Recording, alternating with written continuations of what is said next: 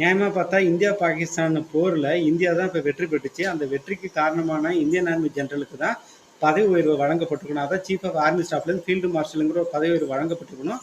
ஆனால் முழுக்க முழுக்க தோல்வி அடைஞ்ச பாகிஸ்தானுக்கு அந்நாட்டு ஆர்மி ஜெனரலான அசீம் முனிருக்கு 5 ஸ்டார் ரேங்க் அந்தஸ்து வழங்கப்பட்டிருக்கு. ப்ரொமோஷன் கொடுத்துருக்காங்க ஃபீல்டு மார்ஷலாக. இப்போ பாகிஸ்தானில் 1959 ஆயிப் கானா இருந்தவர் தான். இவர் வந்துட்டு ஜென்ரலாக இருக்கிறப்ப பார்த்தீங்கன்னா அந்நாட்டு கவர்மெண்ட்டை கவிழ்த்து இவர் குறுக்கு வழியில் ஆட்சியை பிடித்து தனக்கு தானே ஃபீல்டு மார்ஷலுங்கிற ஒரு பதவி உயர்வு வழங்கப்பட்டுக்கிட்டாரு. யாருன்னா ஆயூப் கானு. இந்த ரேங்க்குக்கு பார்த்தீங்கன்னா அப் டு டெத்து வரைக்குமே சல்யூட் அடித்தாலும் இதுக்கு ரிட்டையர்மெண்ட்டே கிடையாது. அப்படிப்பட்ட சூழ்நிலையில் படுதோல்வி கண்டவர் தான் இந்த அசீம் முனிர். இந்த போரில் அவருக்கு பார்த்தீங்கன்னா பதவி கொடுத்துருக்காங்க கவர்மெண்ட்டு.